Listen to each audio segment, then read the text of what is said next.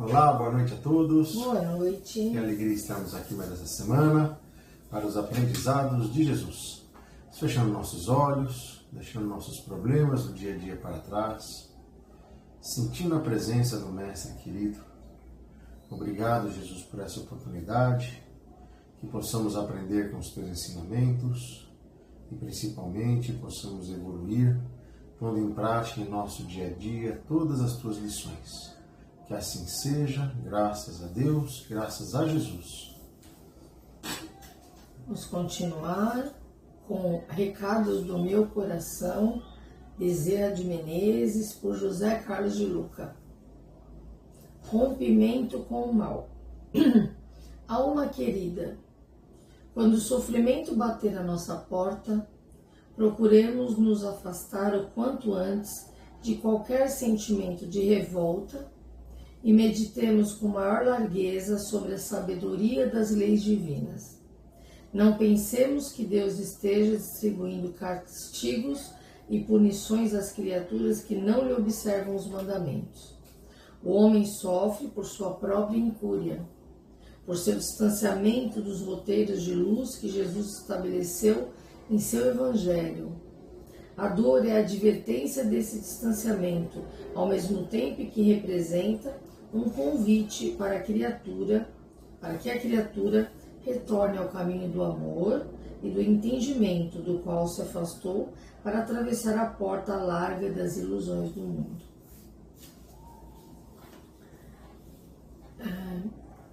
Nós temos que romper com o mal que nos arrasta devido ao fato de estarmos encarnados. Então, só para a gente entender um pouco como funciona, o nosso corpo ele é feito de micro-organismos. Então, nós temos um corpo que ele é denso, ele é pesado.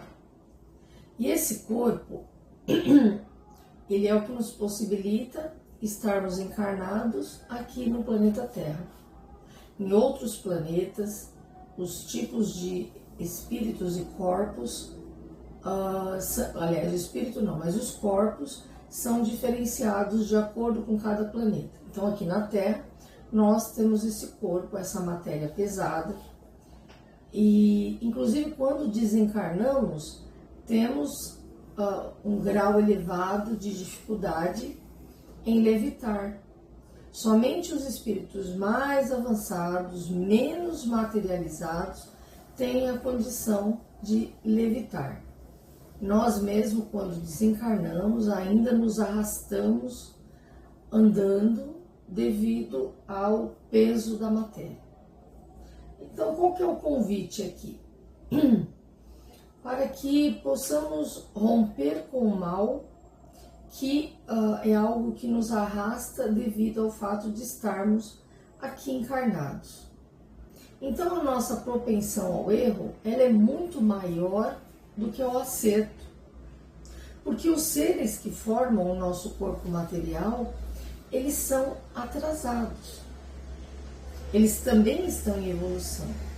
Por isso que tirar a nossa própria vida é uma das maiores afrontas que nós fazemos às leis divinas.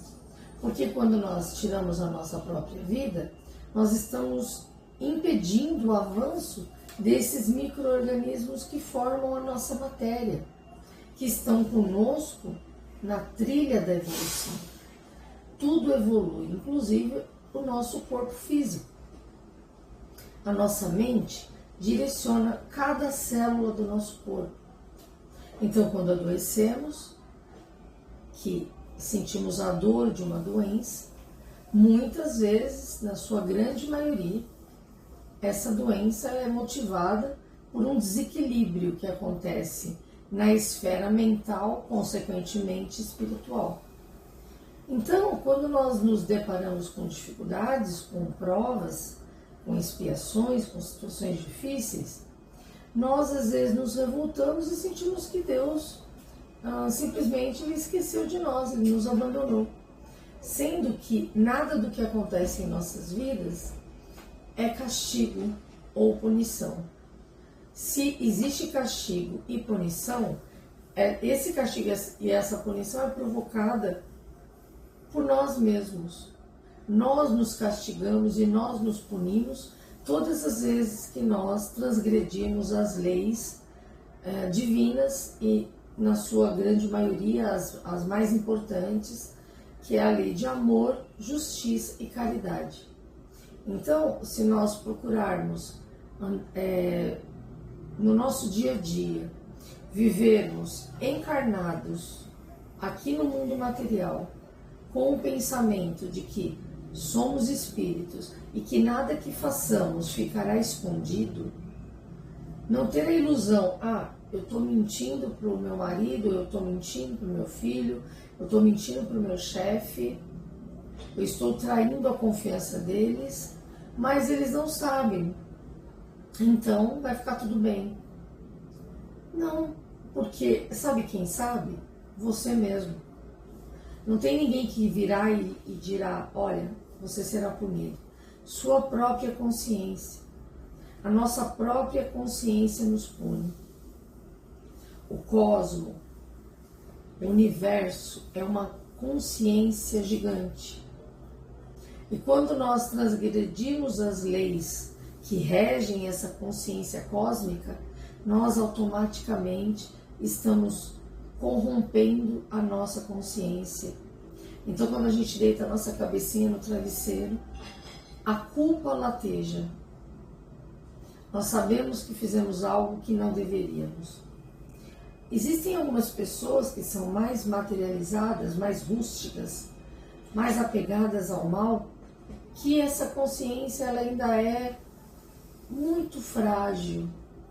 Então, a pessoa dificilmente entra em contato com os próprios erros, mas isso não significa que isso não esteja lá gravado e que em algum momento isso virá à tona. Espíritos que ficam agrupados no umbral, no Vale dos Suicidas, eles estão agrupados pela culpa, por pensamentos ruminativos, pensamentos repetitivos do erro que eles cometeram. Então eles podem ter passado uma vida inteira escondendo as coisas erradas que fizeram, mas no momento que perde esse envoltório corporal, a consciência ela se amplia e o espírito sente e revê no momento do seu desencarne tudo aquilo que ele fez de mal. E o mal começa principalmente em relação a nós mesmos, porque, por exemplo, eu mato alguém, a morte não existe, eu vou matar o corpo físico de alguém, o espírito perdura, mas a minha consciência ela vai sinalizar que eu interrompi a caminhada de um irmão.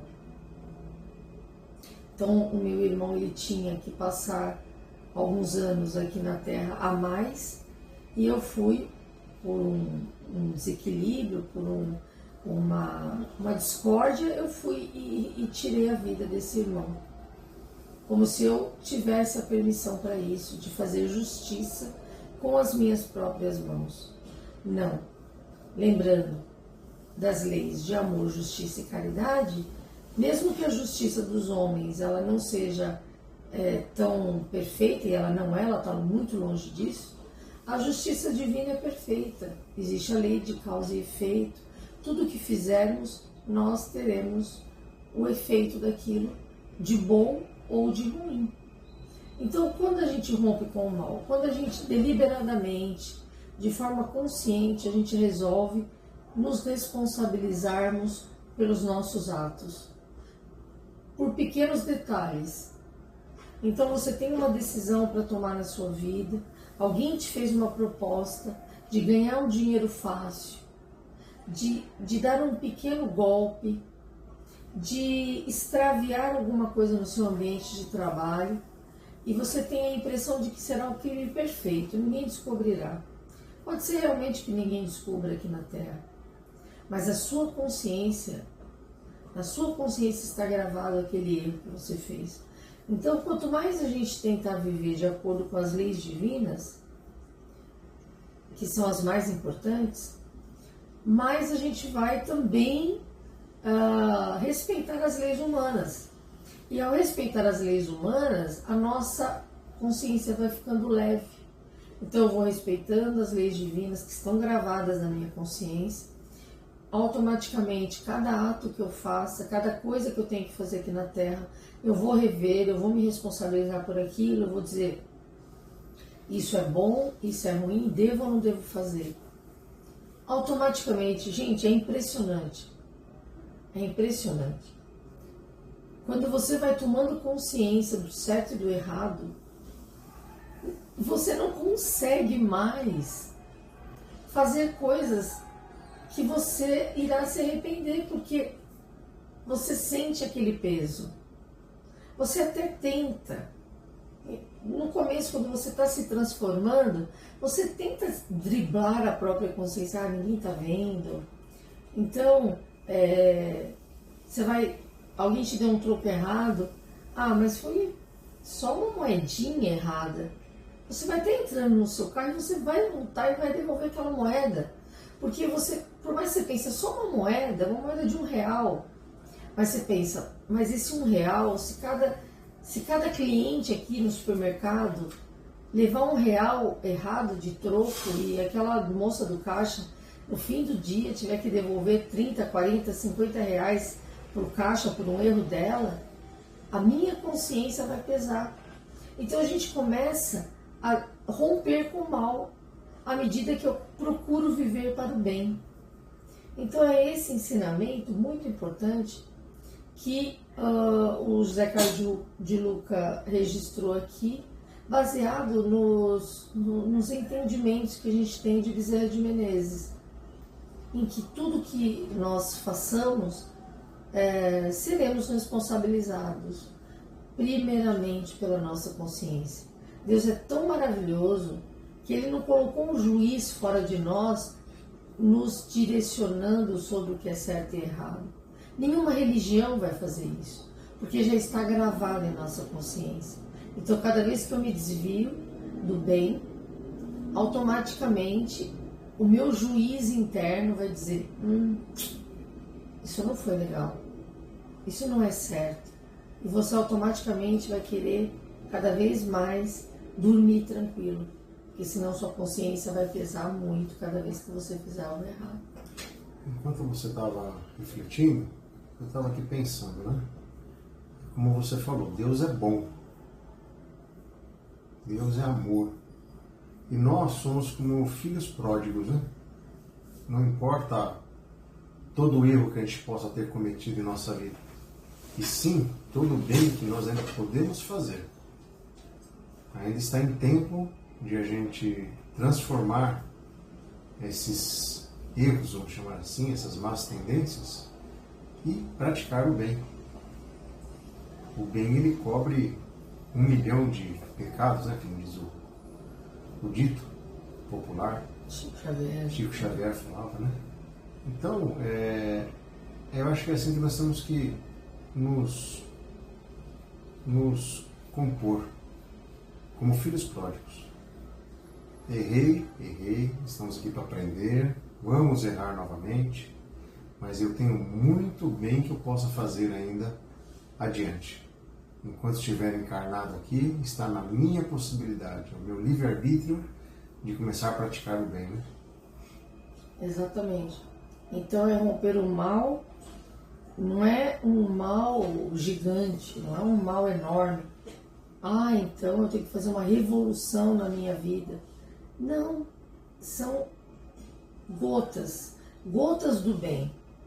Então no dia a dia, se eu estou num elevador e eu estou com preguiça, estou de mau humor, não estou com vontade de cumprimentar meu vizinho, mas aí eu me recordo que esse vizinho é meu irmão, somos todos filhos de Deus, e aí a minha consciência, ela me alerta. É assim que Jesus faria? Ele passaria pelas pessoas de cara emburrada, de cara amarrada, não cumprimentaria, ignoraria a presença do outro? Não. Então, mesmo estando com problemas ou de mau humor, eu vou fazer um esforço para cumprimentar e ser educado. é um reaprender. O mundo, ele nos empurra, o cotidiano, os problemas da vida, eles nos empurram para o mais fácil, que aparenta ser o mais fácil, que é não estou nem aí, não vou prestar atenção. Santo Agostinho, o que ele fazia? No final do dia ele anotava as coisas que ele fez e ele ponderava. Olha, acho que isso aqui não foi legal, preciso melhorar. A gente não precisa ser tão rigoroso como o Santo Agostinho, passar em revista o que eu fiz durante o dia. Mas eu começo a ter um despertar um pouco mais imediato.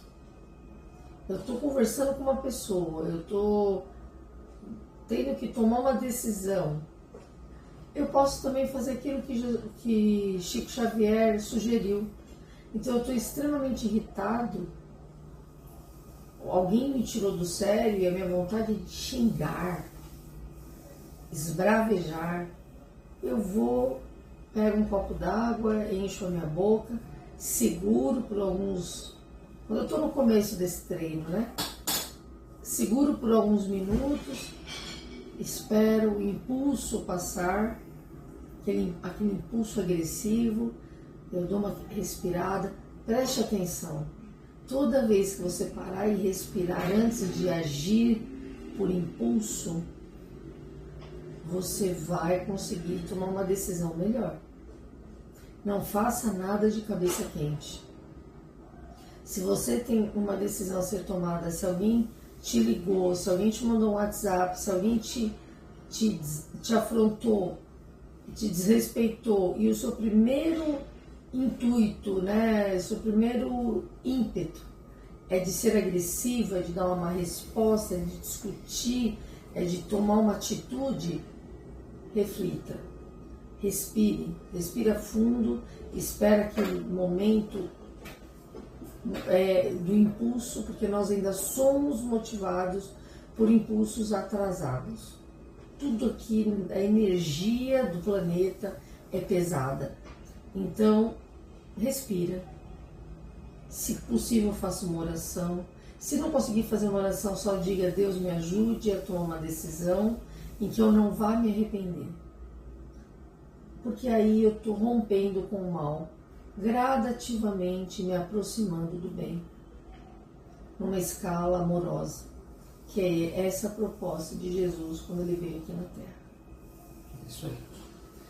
Agora aquele momento onde vamos unir nossos melhores pensamentos e doar nossas melhores energias, novamente fechando nossos olhos, sentindo a presença dos benfeitores celestes, auxiliares de Jesus, nos envolvendo em energias de amor, de paz, de harmonia. E nesta união vamos doar nossas melhores energias ao nosso planeta. Vibremos pelos países que estão em conflito, pelos refugiados de guerra, pelos órfãos de guerra. Vibremos pelas famílias que choram a perda do ente querido, que choram por terem problemas de drogas e alcoolismo dentro de seus lares, por terem problemas de relacionamento entre casais, entre pais e filhos. Vibremos pelos irmãos que partiram desta vida, que possam ser acolhidos, amparados, encaminhados aos hospitais astral, aos educandários, que sejam envolvidos em amor, em paz, em muita luz. Vibremos pelos irmãos em situação de rua, pelos irmãos privados da liberdade, pelos irmãos indígenas, pelos velhinhos dos asilos. Vibremos pelos irmãos que estão nos hospitais, se tratando de tantas enfermidades. Nesse momento, mentalize esse parente, esse amigo, esse conhecido que necessita de paz, de saúde, de tratamento médico, envolvendo esse irmão em energias de saúde, de equilíbrio, de fé. Vibremos pelos irmãos que estão se tratando dentro de seus lares, com síndrome do pânico, com pensamentos suicidas, com depressão. Te agradecemos, Jesus, por essa oportunidade e te pedimos a proteção de nossos lares, a proteção de nossos cônjuges, de nossos filhos, de nossos parentes e amigos. Que essa energia de amor possa contagiar nossos vizinhos, os moradores de nosso bairro, de nossa cidade, de nosso país, de todo o planeta Terra. Silenciamos, Jesus, para que possamos abrir o coração a Ti e fazer nossos pedidos pessoais.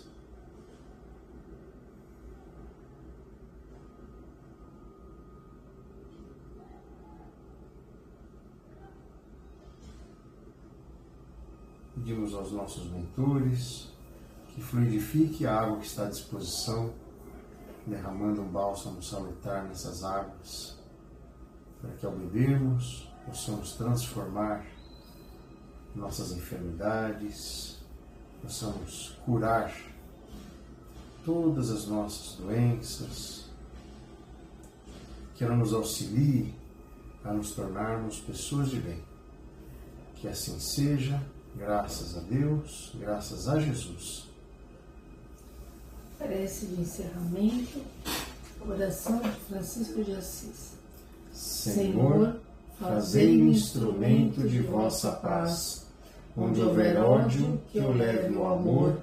Onde houver ofensa, que eu leve o perdão. Onde houver discórdia, que eu leve a união. Onde houver dúvida, que eu leve a fé.